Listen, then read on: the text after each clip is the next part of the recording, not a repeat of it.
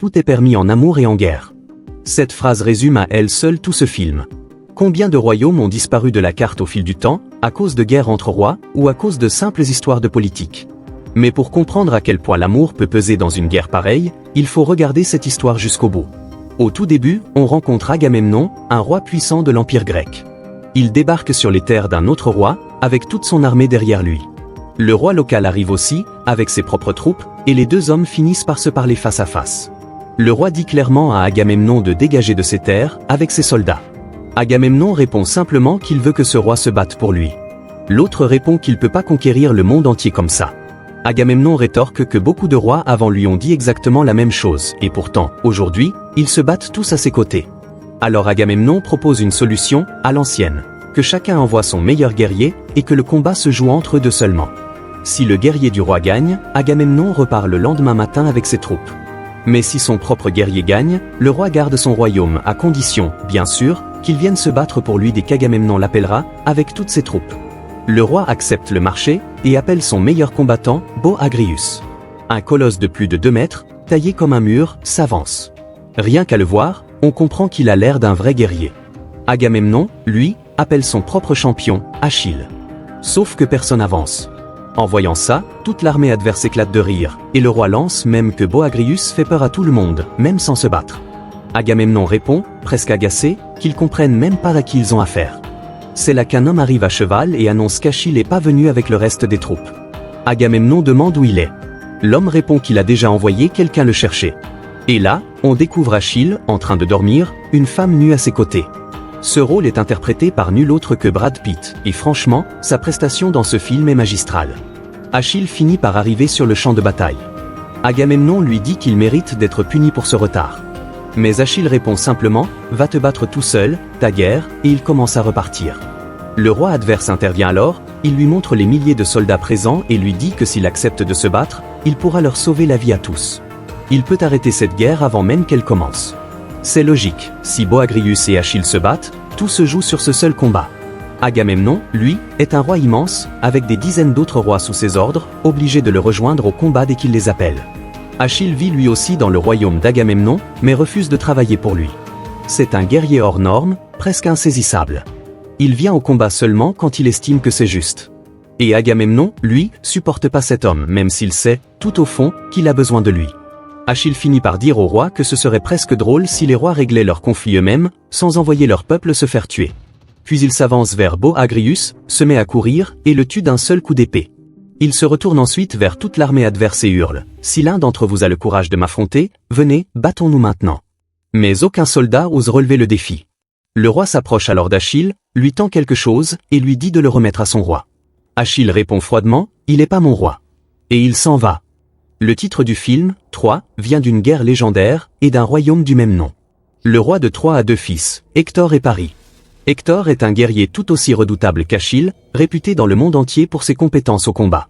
Hector et Paris se rendent à Sparte, parce qu'une guerre traîne depuis longtemps entre Sparte et Troie, et ils veulent proposer une trêve, une vraie amitié entre les 2 royaumes. Les Spartiates les accueillent chaleureusement, et les 2 frères restent un moment là-bas avec leurs hommes. Le roi de Sparte est justement le petit frère d'Agamemnon, et sa femme s'appelle Hélène. Elle est d'une beauté légendaire, connue dans le monde entier. Sauf qu'Hélène et Paris tombent amoureux, et commencent une liaison en secret. Quand vient le moment de repartir pour Troie, Paris embarque Hélène avec lui sur le bateau, et lui avoue, en pleine traversée, toute l'histoire de leur relation. Hector devient furieux en apprenant ça, il sait très bien qu'ils vont tous devoir payer le prix de cette folie. Il ordonne de faire demi-tour.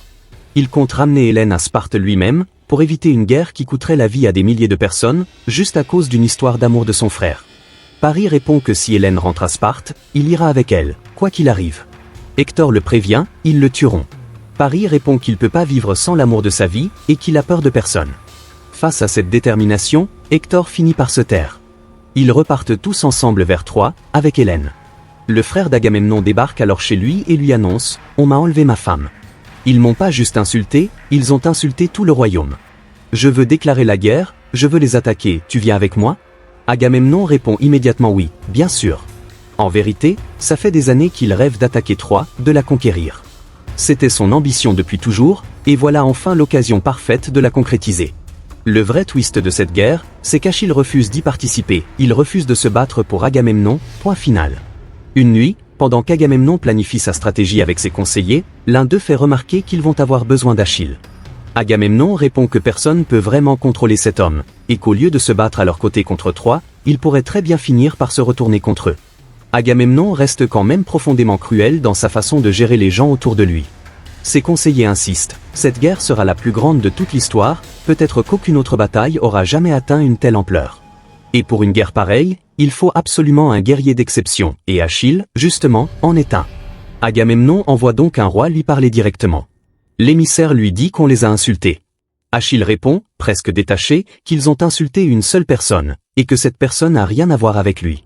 Le roi insiste, cette guerre restera dans l'histoire pour toujours, et quiconque s'y battra sera dont on se souviendra pendant des milliers d'années. Et ça, c'est exactement ce qu'Achille recherche depuis toujours, que son nom survive jusqu'à la fin du monde. Pourtant, ce jour-là, il répond rien du tout au roi. Il va plutôt voir sa mère. Une légende raconte qu'elle était en réalité une déesse. Et voici un détail que le film montre pas, mais que raconte la mythologie. À sa naissance, sa mère l'a plongé dans une rivière en le tenant par le talon, pour rendre tout son corps immortel. Seul cet endroit précis, là où sa main l'a tenu, est resté vulnérable, son fameux talon. Sa mère lui dit, « Je sais qu'ils veulent que tu rejoignes cette guerre. Mais si tu refuses, tu auras une belle vie, une femme, des enfants, mais personne ne se souviendra jamais de ton nom. Si tu pars te battre, en revanche, ton nom traversera les siècles. Sauf qu'une fois parti, tu ne reviendras jamais, et je ne te reverrai plus. » Achille lui demande si tout ce qu'elle vient de dire va vraiment se réaliser. Elle répond que oui, elle en est certaine, il ne reviendra pas. Il mourra là-bas. Malgré tout ça, malgré cette prophétie glaçante, Achille décide de rejoindre la guerre, et commence à se préparer pour Troie. Des milliers de bateaux prennent alors la mer. Pendant ce temps, à Troie, Hector rentre voir son père et lui dit qu'il devrait rendre Hélène à Sparte. Son père répond qu'il sait bien que les deux amoureux s'aiment vraiment, et que Paris a beaucoup changé depuis qu'il l'a rencontré. Mais Hector répond qu'il ne peut pas laisser tout un royaume brûler pour une histoire d'amour de son frère. De son côté, Ménéla, le mari trahi, est déjà allé voir Agamemnon. Hector prévient son père, « Vous connaissez bien Agamemnon, il veut nous détruire depuis des années, et s'il nous attaque, on n'a aucune chance de gagner cette guerre. » Son père répond que les murailles de Troie sont si hautes que personne ne pourra jamais les franchir. Et c'est vrai, historiquement, ces murailles étaient réputées infranchissables. Mais Hector, homme de cœur avant tout, refuse de voir Troie détruite à cause d'une simple erreur amoureuse de son frère. Pendant ce temps, des milliers de bateaux avancent vers Troie. Agamemnon remarque qu'un bateau file bien devant tous les autres. Il demande à qui il appartient. On lui répond, à Achille. Il demande alors ce qu'il compte faire, conquérir Troie tout seul, avec sa poignée d'hommes. Le bateau d'Achille atteint la plage bien avant les autres, largement distancé. Il débarque et se bat avec une bravoure folle, pendant que tous ses soldats scandent son nom encore et encore. Agamemnon, en voyant ça, devient profondément amer.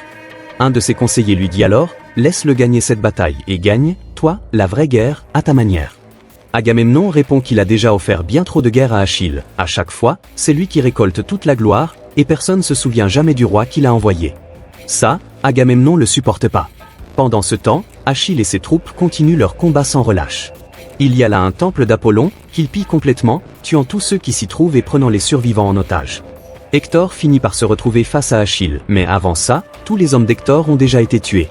Achille, entouré de ses troupes, lui dit simplement, « On se bat demain, rentre chez toi pour l'instant. » De retour dans sa tente, Achille découvre une jeune femme, attachée.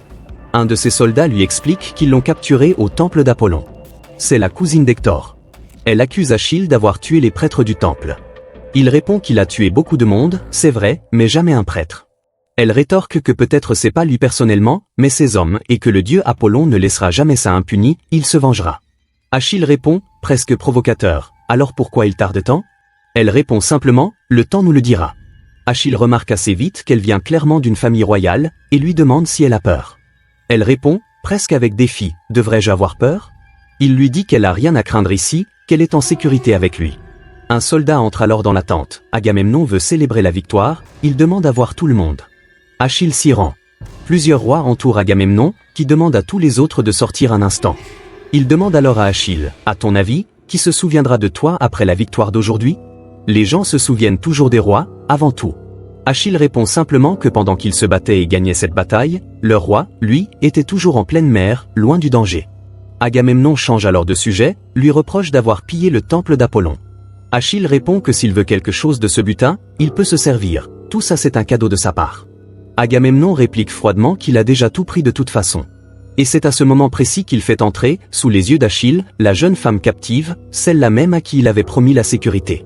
Achille lui dit alors, Glacial, si tu veux sortir vivant d'ici, laisse cette fille tranquille. Mais elle intervient elle-même. Trop de sang a déjà coulé, je veux pas qu'on se batte encore à cause de moi. Achille reste silencieux face à cette phrase, et Agamemnon, presque stupéfait, remarque qu'une simple jeune fille vient de faire taire le plus grand guerrier vivant. Pour l'humilier encore plus, il ajoute, avec un sourire mauvais, que cette nuit-là, c'est elle qui viendra le servir dans sa tente et que personne sait vraiment ce qui se passera ensuite. Achille explose de rage. Avant de mourir, dit-il, c'est moi qui te tuerai. Et il s'en va, furieux. Le lendemain, alors que tout le monde se prépare pour de nouveaux combats, quelques proches d'Achille, tout aussi redoutables que lui au combat, viennent lui dire que tout le monde s'apprête à rejoindre la bataille.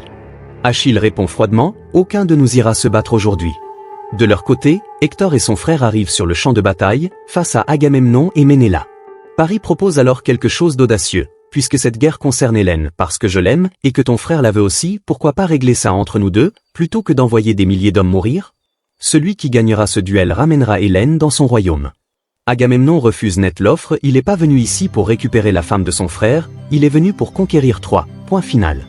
Mais Ménéla insiste, laisse-moi me battre en premier, laisse-moi avoir ma vengeance, et ensuite tu pourras attaquer Troie tranquillement. Le combat commence entre Ménéla et Paris. Ménéla est sur le point de tuer Paris, quand Hector intervient et tue lui-même Ménéla. Cet acte donne finalement à Agamemnon exactement ce qu'il cherchait, le prétexte parfait pour déclarer officiellement la guerre. Sauf qu'Achille refuse toujours de se battre, et ça se ressent immédiatement, de nombreux grands guerriers d'Agamemnon meurent au combat. Ils sont sur le point de perdre complètement, quand certains de ces hommes lui font remarquer que le frère d'Agamemnon, celui pour qui on a lancé cette guerre, vient justement de mourir. Cette guerre a-t-elle encore vraiment un sens désormais? Cette nuit-là, Agamemnon convoque une réunion urgente. Il dit qu'ils ont absolument besoin d'Achille, coûte que coûte, avec ses troupes. Il ajoute même que peu importe combien il le suppliera, Achille refusera probablement de se battre pour lui de toute façon. Un de ses conseillers demande alors, où est la jeune fille, celle qu'on avait ramenée? Agamemnon répond qu'il l'a même pas touchée, qu'il l'a donnée à ses soldats. On découvre alors les soldats en train de la maltraiter violemment. Achille arrive à ce moment précis, tue l'un des soldats sur le champ, et la ramène immédiatement dans sa propre tente. Elle lui demande alors pourquoi il a choisi cette vie de grand guerrier. Il répond simplement, j'ai pas choisi d'être guerrier. Je suis né comme ça, et voilà où j'en suis aujourd'hui. Puis il ajoute, toi, tu as consacré toute ta vie au dieu. Mais que penses-tu du dieu de la guerre, celui qui fabrique des draps avec la peau des morts qu'il a tués de ses propres mains? Elle répond qu'elle connaît pas grand-chose aux dieux, mais qu'elle croit fermement qu'on doit tous les respecter, chacun d'entre eux. Achille lui répond alors, laisse-moi te confier un secret qu'aucun prêtre te dira jamais dans un temple. Tous les dieux nous détestent, en réalité, parce que nous sommes pas immortels comme eux. On peut perdre la vie à n'importe quel instant. Et c'est exactement pour ça que chaque moment de notre vie devient aussi précieux, aussi beau. Tu es magnifique en cet instant précis, mais peut-être que dans quelques jours, tu ne le seras plus de la même façon. Elle lui répond, presque amusée, je te pensais plus sauvage que ça. Et cette nuit-là, ils s'endorment tous les deux, ensemble. Mais au milieu de la nuit, elle tente de le tuer avec un couteau. Sans même ouvrir les yeux, Achille lui dit, vas-y, tue-moi. Elle répond, si je te tue pas ce soir, tu continueras à en tuer des milliers d'autres. Il répond simplement, oui, tu as raison, c'est exactement ce que je ferai. Mais elle arrive pas à le tuer. À la place, ils finissent par coucher ensemble. Et peut-être bien qu'ils tombent réellement amoureux l'un de l'autre. C'est à ce moment précis qu'Achille décide finalement de quitter la guerre pour de bon. Il demande à ses hommes de tout rassembler sur les bateaux, ils rentrent chez eux. Mais cette même nuit, les troupes troyennes lancent une attaque surprise, un acte totalement contraire aux règles de la guerre. Hector tente d'en dissuader tout le monde, mais personne l'écoute, et l'assaut est lancé quand même dans l'obscurité. Le cousin d'Achille, qui participe aussi à cette guerre, lui ressemble presque comme un jumeau, même visage, presque le même corps. Achille l'aime profondément. Mais ce soir-là, son cousin est furieux contre lui. Pendant qu'il s'apprête à repartir tranquillement, tout un peuple continue de mourir sous ses yeux. Il veut se battre pour eux, peu importe ce qu'en pense Achille. Alors, cette nuit-là, sans rien dire à personne, il enfile l'armure d'Achille, prend son épée et son bouclier, et rejoint le champ de bataille avec les troupes. Tout le monde le prend pour Achille lui-même. En réalité, c'est son cousin, mais il se bat avec exactement la même bravoure, parce qu'Achille lui-même l'a entraîné depuis toujours. Il finit face à face avec Hector. Et Hector le tue. C'est seulement après sa mort qu'on découvre la vérité, c'était pas Achille, mais son cousin. Un des rois présents comprend immédiatement l'erreur tragique. Hector rentre chez lui, profondément tendu par ce qui vient de se passer. Il montre à sa femme un tunnel secret, caché dans le palais, et lui dit « si jamais la situation devient trop dangereuse, fuyez tous par là, sans attendre. Quand Achille apprend que c'est Hector qui a tué son cousin, une rage immense l'envahit. Le lendemain matin, il se poste devant les murailles de Troie et défie Hector directement, l'appelant à sortir se battre. Hector accepte et sort, mais impose une condition claire avant le combat. Quel que soit le vainqueur, il devra respecter le corps du vaincu. Achille répond froidement qu'il n'existe aucun accord possible entre un lion et un simple humain. Le combat qui suit est d'une brutalité extrême. Et à la fin, Hector meurt. Après l'avoir tué, Achille attache son corps à son char et le traîne jusqu'à sa propre tente devant les yeux de tous. Toute la ville de Troie assiste à cette scène, horrifiée et effondrée, parce que tout le monde aimait profondément Hector, cet homme au cœur si bon. Cette même nuit, le vieux roi de Troie, le père d'Hector, se rend seul dans la tente d'Achille. Il vient réclamer le corps de son fils, pour lui offrir le respect que tout guerrier mérite après sa mort. Achille répond qu'il pourrait le tuer sur le champ, s'il le voulait vraiment. Le roi répond simplement, « Mon jeune fils est mort juste devant moi. Tu penses vraiment que j'ai encore peur de la mort ?» Ils discutent longuement, tous les deux, et Achille finit par accepter de rendre le corps d'Hector à son père. Il le fait vraiment. Puis il ajoute, « Chez nous, quand quelqu'un meurt, on porte le deuil pendant 12 jours. » Le roi répond que c'est exactement la même tradition à Troie. Achille lui promet alors solennellement que pendant ces 12 jours, il n'y aura aucune attaque contre Troie. C'est à ce moment que la jeune femme, cousine d'Hector, arrive à son tour. Le roi, stupéfait, lui dit qu'il la croyait morte. Achille la laisse repartir librement, elle aussi, sans la moindre condition. Il lui dit qu'elle peut partir sans hésiter, que personne l'empêchera. Mais de son côté, Agamemnon devient furieux en apprenant cette trêve de 12 jours accordée par Achille. Il pense que c'est justement le meilleur moment pour attaquer. Mais ses conseillers lui rappellent, Hector est mort, oui, mais les murailles de Troie restent toujours aussi infranchissables. C'est alors qu'un des rois a une idée. Ils construisent un immense cheval de bois et abandonnent complètement la plage. Pendant les 12 jours suivants, plus aucun combat n'a lieu, Achille tient sa promesse à la lettre. Passé ce délai, quand les habitants de Troie sortent enfin de leur ville, ils découvrent la plage totalement vide. Plus aucun bateau, plus aucune troupe. Juste ce gigantesque cheval de bois, entouré de plusieurs corps sans vie, apparemment morts d'une épidémie. Les Troyens se disent alors qu'ils ont dû offenser le dieu Apollon en pillant son temple, et que la peste envoyée aux Grecs est une punition divine. Le commandant de Troie propose de brûler le cheval sur place, jugeant risqué de le faire entrer dans la ville. Mais un prêtre insiste, ce cheval est un signe du dieu Poséidon, il faut absolument l'emmener au temple qui lui est dédié. Ils finissent par le faire entrer directement à l'intérieur des murailles. Toute la ville célèbre alors sa victoire, persuadée que la guerre, après 10 longues années, est enfin terminée. Mais Agamemnon a rien abandonné du tout, il a simplement caché ses bateaux et ses troupes non loin de là. Cette nuit-là, Achille et ses hommes sortent en secret du cheval de bois et ouvrent les portes de la ville depuis l'intérieur. Agamemnon entre alors dans Troie avec toute son armée. Ils mettent le feu à la ville entière, massacrent absolument tout le monde, des enfants jusqu'aux vieillards. Le roi de Troie, Priam, est tué de la main d'Agamemnon lui-même. Agamemnon retrouve alors la jeune femme, l'amante d'Achille, assise devant une statue divine, en pleine prière. Il s'approche par derrière, l'attrape violemment, et lui dit « Achille t'a déjà goûté, alors moi aussi, je veux te goûter ». C'est à cet instant précis qu'elle plante un petit couteau dans le corps d'Agamemnon et le tue. Ses soldats s'apprêtent aussitôt à la tuer en représailles, mais Achille arrive juste à temps et les élimine tous. Elle est ensuite sur le point de tomber du haut du temple, mais Achille la rattrape de justesse. C'est à ce moment que Paris, le petit frère d'Hector, arrive et les découvre ensemble. Sans hésiter, il tire une flèche droit dans le talon d'Achille, la flèche traverse complètement, d'un côté à l'autre. Comme je vous l'ai dit plus tôt, tout le corps d'Achille est immortel, sauf cet endroit précis. Malgré la douleur immense, il se relève quand même, et commence à avancer vers Paris. Mais celui-ci lui tire encore 3 ou 4 flèches supplémentaires, et Achille finit par tomber à genoux.